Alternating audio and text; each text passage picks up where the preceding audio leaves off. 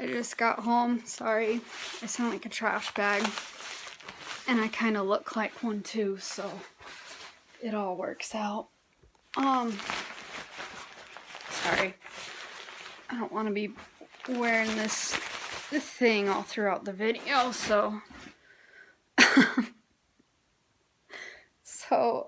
had a meeting with my doctor yesterday, online. Mom, sorry you couldn't watch. Don't know what to tell you. I sent you the link. Sorry it didn't work. So we discussed weaning meds, what the process could look like on that. And sorry, looking at that, we might be able to pull me off my meds sooner, maybe. Because my neurologist said that, yeah, 12 months isn't the magical number. There is a little bit of leniency in it. That's just kind of, I said, yeah, that's kind of a safety standard protocol. I get it. So we just went over some ideas on how we could go about pulling me off of my meds, and I brought up student teaching next semester. And I said, I've been placed 30 minutes out of town. Is that going to be an issue? And he said,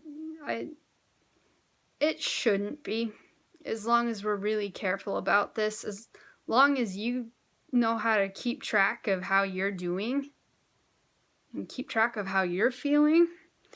You take notice of things, we should be fine. Let's just be smart about how we're pulling you off of your meds. I'm like, all right, fine. Not a big deal. I mean, as long as I can do what I need to do, I'm cool with that. Oh, and I get to have more testing. I guess next month. It's practically October. I live right next to the high school, and I can't complain, but these kids are jerks. I can't complain because where I live is really nice. But these kids are freaking jerks. Like, my goodness. I found a tent stake in the yard. Like, some entitled little brat was trying to mark their own parking, and I'm like... So I yanked that puppy out of the ground and threw it in the yard. Next thing I know, it's back in the ground. I'm like, you dumb kids, no. So I threw it away. Like, you entitled little brats, no. What kills me is they have a parking lot. They just park along the streets because it's close to the front door, and I'm like...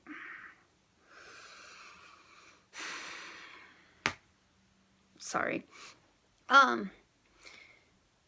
Yeah, so yeah, it gets kind of loud, especially when there are football games. I'm like, man, I don't like living next to the high school, but I can't complain. I mean, this is my room. It's huge.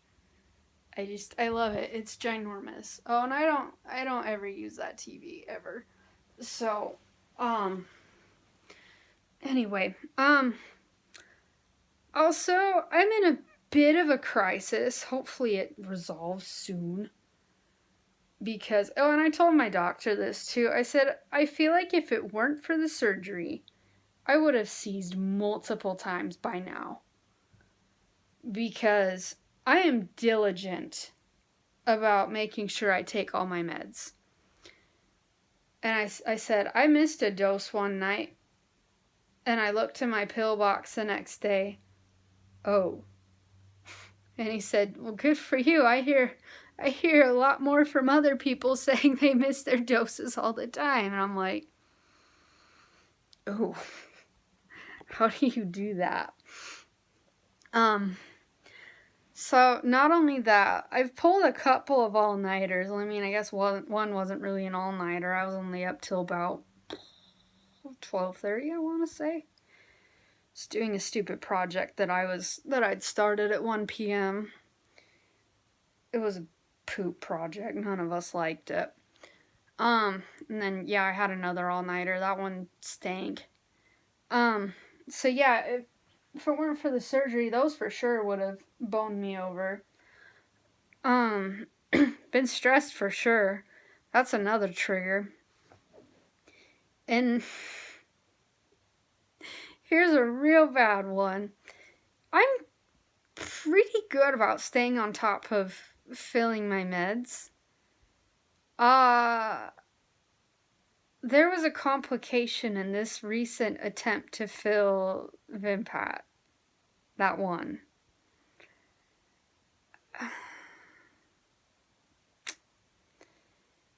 Tried to fill it, and the pharmacy needed my doctor to renew the prescription, because they have to do that every so often, you know. So got in contact with both parties. So I asked the hospital, hey, what's the deal on that? And they said, well, we've sent that in. So I called the pharmacy. Hey, so they said they sent that in. Well, we don't have it. We'll get you in contact with this other pharmacy. We'll transfer the order to them. I'm like, okay. And they said, get a hold of your hospital and have them place the order to them. I'm like, okay.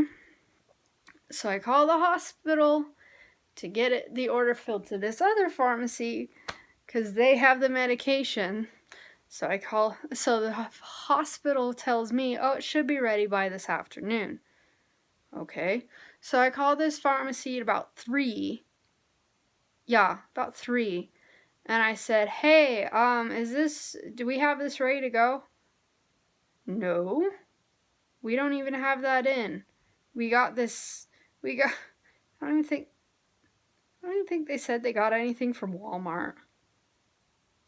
No, they didn't. Like,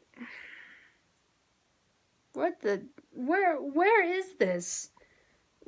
Am I gonna get my meds? So I told them, I'm out. Is there anything I can do? Like, can we get me a dose for today and tomorrow at least? And they told me if it weren't a controlled substance, then yes, we could do that. But since it's a controlled substance, I'm like, well, it's a good thing I had that surgery. Because I'm not kidding. I've split my last pill into several doses, just trying to get this to last me. I've been rationing a single pill.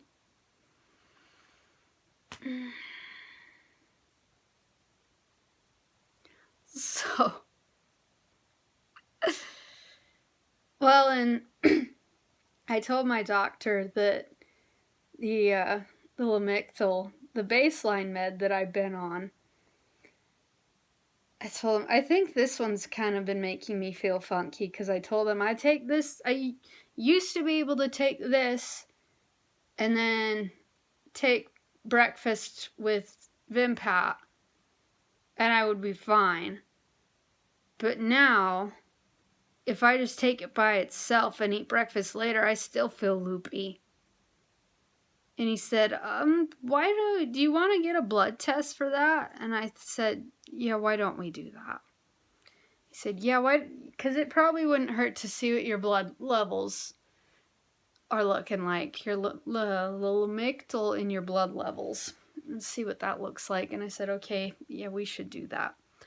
So I've got more testing figured out. More pins and needles and whatnot. Yeah, got more testing in October. Another EEG.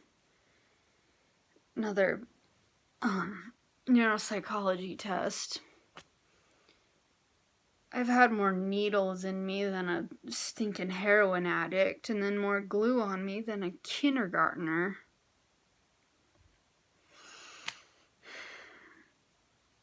My life's a movie. Maybe a B movie, but it's a movie. So,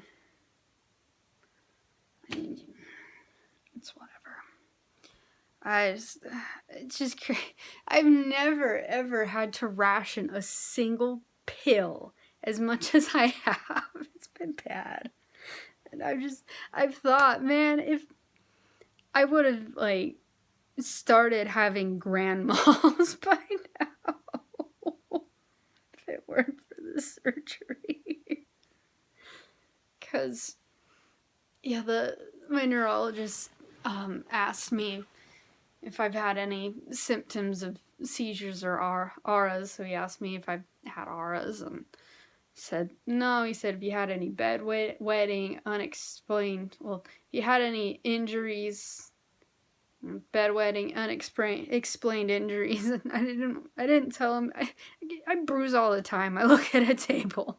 I didn't tell him that, but I thought about it. I look at a table and I've got 3 bruises on my leg. That's weird. Like, and they take forever to heal. They take 5 ever to heal. It's just like, well, I guess this is just who I am now.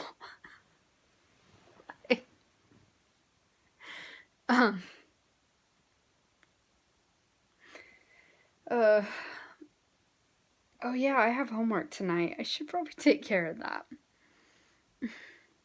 So yeah, here's hoping those meds are ready for me so that I'm not just sitting here like, well, I've been fine this far without it. I guess I don't need it anymore. Tempting as that may be, I'm not stupid, despite the price. Good gracious, it's so expensive. It's criminally expensive. But,